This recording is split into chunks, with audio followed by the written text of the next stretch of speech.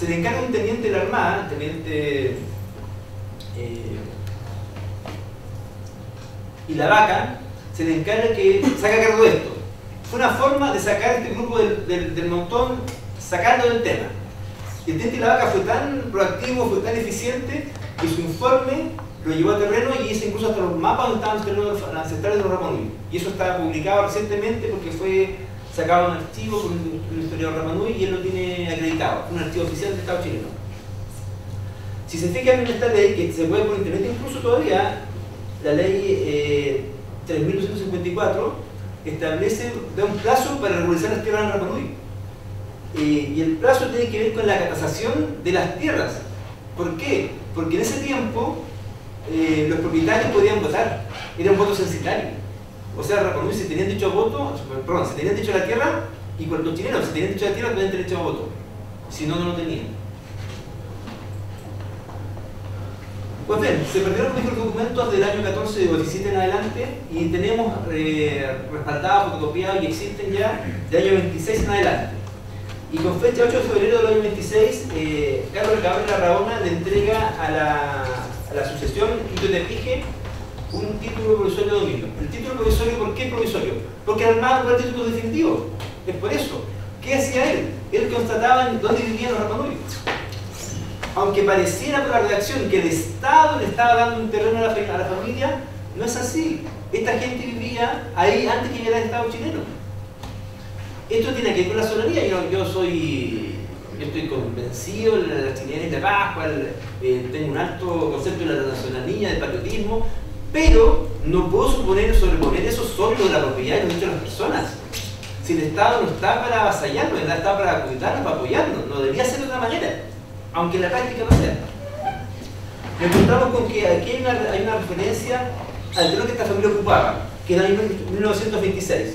Es lo más antigua, ese año se empiezan los títulos de este tipo. El señor Recabarren, con urgencia tuvo que venirse del continente y Lenin de Pascua, el único funcionario público era él.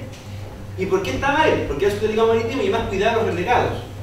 Y había dos tipos de renegados, los que eran comunistas, derechamente, o marxistas, y los que eran liberales, digamos así.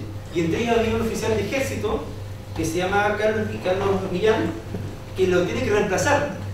Es como si el alcaide se fuera a la cárcel y dejaran al preso más antiguo a cargo de la cárcel, una cosa así, y lo dejan en la cargo.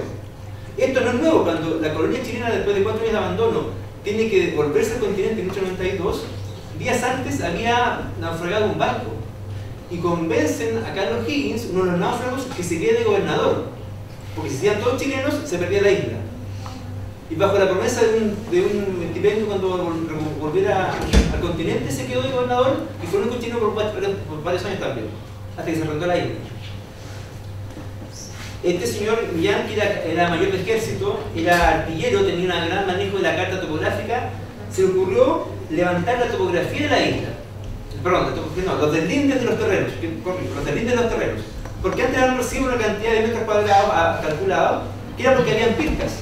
Las pircas se crean en la década de 1860, 1870, antes que Chile llegue a la isla. ¿Y por qué hacen pircas en Rapa Nui? Porque llegaron las ovejas, y si no ponían pircas, las ovejas se comían las plantaciones.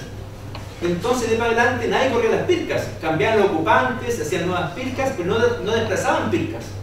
Entonces, claramente, todas estas pircas son previas a la incorporación a Chile. Estas tierras no se las dio el Estado chileno, ellos las tenían. Él levanta, este plano estaba en la Oficina Nacional, no sabía quién lo hizo, en nuestra investigación establece fue Carlos Millán en 1928. En la página podemos antecedentes cómo llegamos a esa conclusión. Lo otro que fue relevante en la investigación es que fuimos al Conservador de Bienes Raíces de Valparaíso. Por la Constitución, por nuestras leyes, no se puede inscribir tierras, no vale la inscripción de tierras si no es el conservador respectivo. Pues bien, en la Pascua no había conservador, por lo tanto no podían inscribir sus tierras. O sea, no es que no fueran dueños las tierras, no los dejaban ser dueños oficialmente, inscritos. Se hace un juicio porque aquí cuando la isla pasa a depender de Valparaíso, un particular quiso inscribir la isla a nombre de él. Hay un juicio con el Estado, el fisco. Para proteger a Rapa Nui se propone que la isla se incorpore a nombre del fisco. Y la isla se declara fiscal en el año 33. Pero se declara fiscal por un juicio contra un particular, no contra Rapa Nui. Y en el juicio se establece que debe ser inscrita en virtud del artículo 590 del Código Civil, que dice que son fiscales las tierras que no tienen otro dueño. En este plano, accediendo al plano, lo vimos, dice claramente Angaroa del plano.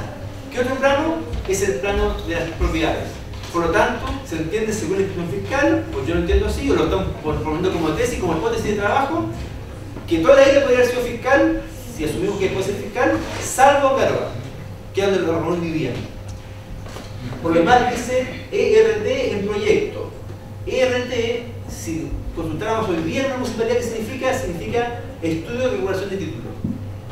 Porque actualmente significa eso. ¿Qué significa en esa época? Habría que decir que significaba algo distinto para no suponer que es lo mismo. Está la inscripción de protocolizada del mapa. Como todas las inscripciones del conservador, lo que manda es el mapa. El mapa es lo que vale. Y el mapa de la isla de Pascua, que se inscribió a nombre del Estado del Fisco, tenía esa excepción, Angaroa. Avanzamos rápidamente a la ley Pascua del año 67, cuando se promulga la ley, porque hubo conflictos al tema de la tierra nuevamente, y habían dudas de cómo interpretar quién podía ser propietario de la tierra de la isla. Y los parlamentarios plantean que son todos rapanui, porque los rapanui son los que han vivido siempre ahí. ¿A título de qué va a ir alguien del continente a quedarse allá? A ocuparlos como fondo, como inquilino, en circunstancias que estamos hablando de 1967, o sea, 66. Ya pasaba todo el tiempo, ya veníamos de vuelta el tema de la reforma agraria, ya había todo un tema que estaba avanzado en esto, entonces no era lógico que se le quitase el tierra a los que siempre habían tenido por generaciones que no lo robaban. La historia de la ley Pascua, para que quede claro este concepto, la ley, cuando tiene que ser interpretada, hay que ir a la historia de la ley. La historia de la ley es un legajo que hay en el Congreso donde están reunidas todas las sesiones en que se abordó la ley. Si un artículo introduce una interpretación, se va al debate de los parlamentarios. ¿Qué quisieron decir con ese artículo? Y si vamos a los parlamentarios decían que la tierra era exclusivamente de los rapanui. Por lo tanto, debemos entender que los titulares de los ocupantes de los terrenos eran los que tienen derecho a la inscripción una vez que la inscripción pudiera darse. En el año 66-67 se promulgó la ley, pero no el reglamento. No pudieron inscribir la propiedad de la tierra, por lo tanto. Y sin poder crear la tierra, sin poder ser dueño, porque le faltaba ese requisito, pese que desde la 1926 en adelante eran los propietarios con títulos del lugar, funcionarios de Corfo le plantean lo que acaba de decir Marisol. Y la verdad es que es súper extraño pensar cómo alguien va a ser tan ingenuo creer eso. Y si nos fijamos en el antecedente, la firma de ellas son las letras y están dibujadas. No son de trazo continuo, ¿se fijan? Esa A son 3 trazos, esa B son 2 trazos separados. ¿Se fijan? Entonces la gente, la persona que hizo esas letras las dibujó. No sabían ni escribir. Y no podía, si no fue a la escuela, no tenía cómo. Por lo demás, la cesión de derechos eventuales es algo tan nebuloso que ¿quién puede firmar eso? Nadie. Lo que pasa es que cuando le dijeron a ella que estaba firmando a cambio de la casa de cemento 60 metros cuadrados. Y esa casa era un terreno donde iban a ocupar para los turistas. Esto es lo que hemos escuchado hablar como residencial. Pero conste que en ese tiempo no existían residenciales en Pascua, no existían hoteles residenciales. ¿Qué entendió ella por entonces? ¿De qué pensó ella? ¿Qué se imaginó? Se imaginó que en este terreno, que está marcado en el plano, son 9,8 hectáreas, los turistas iban a acampar, porque los turistas en esa época acampaban. En el año 67, Lyndon Travel llevaba 100 turistas. Ahí están las carpas, en un sector que era Lobito, que no es ese que está ahí donde están los hitos, están en otro lado. Pero los hitos tenían el grupo de baile que está ahí. Ahí está Ricardo Hito con un grupo de jóvenes que él hacía instrucción musical y enseñaban a los turistas. Iba a tener turistas en el terreno sin ser en el terreno. Porque ocupar el terreno, transitar por el terreno o tener no le quitaba la propiedad del terreno a las personas que viven ahí por un tema ancestral que son el tema de los acuacu y la tradición ancestral. Porque yo no creo en los acuacu, pero la tradición ancestral se formó así. Hay gente que no cree en las leyes, en los derechos, pero tiene que respetarlo. Hay gente que no cree en la necesidad de conveniencia del Estado, pero es la realidad que hay que subir nomás. El 67 eran en carpas. El 70, vean, esos que están ahí, buscar una medida por no saben, son lo que hay arriba, eran fonolas. ¿Saben lo que son fonolas? Era cartón prensado con alquitrán. Eran tarimas, el cable de electricidad tenía un soquete y los podía para pagar había que desarrollarla. No puede ser más precario. Por lo tanto, era la continuidad de las carpas. Y las carpas no quitaban la propiedad de tierra, porque las carpas estaban un día y se iban por turistas, no se quedaban solas. Esta estructura, en cambio, estas tarimas sí se fueron quedando. Esta foto la conseguimos con don Enrico Mense, con respecto a que fue la comisión sur diapositiva, de la comisión Corby. Lo contactamos, nos entregó estas diapositivas. Las fotos de arriba las pasó un piloto en Chile, que tiene una página que se llama pilotosvirablan.cl, donde cuentan esta historia y nos contactó y nos mandaron las fotos. Con estas fotografías podemos entender esto. Esto fue en los años 70. Uno pensará que recién están construyendo la ONSA. Pues bien, el hotel fiscal, al que alude en este reportaje en el año 67 en Estados Unidos, que un periodista comenta que en el avión y escuchó que hablaban funcionarios chilenos que había un hotel para 80 camas, había mucho dinero en juego para hacer este proyecto, mucho dinero. Pues bien, ese fue el proyecto millonario que hicieron. En el año 76, don Gastón Run, que está aquí en la foto, tuvo que arrojar a los ahí, pero no en esas las originales que están ahí, que están atrás acá, sino que en las nuevas. Las nuevas son tan precarias, pueden ver las fotos, que son de tabla. Y para el lado que daba el viento era tan endeble el material que tuvo que formar con cajas de cartón. ¿Sí? La caja platanera ahí, la caja de la pared. Esa es la calidad del hotel ONSA. Por lo tanto, claramente andaba problemas con las carpas. Y las carpas no afectaban la propiedad sobre la tierra. Perfectamente esto puede ser transitorio. No es como un hotel de hoy día. No es nuestra mentalidad, no es nuestra lógica. Piensa la lógica de esas personas. Y esto tomó tanto realce porque en el año 56 estuvo en la Isla Pascua Thor Heyerland. Thor Heyerland hizo las primeras investigaciones y difusión sobre Isla Pascua. Y él se da cuenta que existe un concepto que era para él único en Isla Pascua, que en realidad tiene raíces en otros lados, pero es fundamental en Isla Pascua, que es el Acuacu.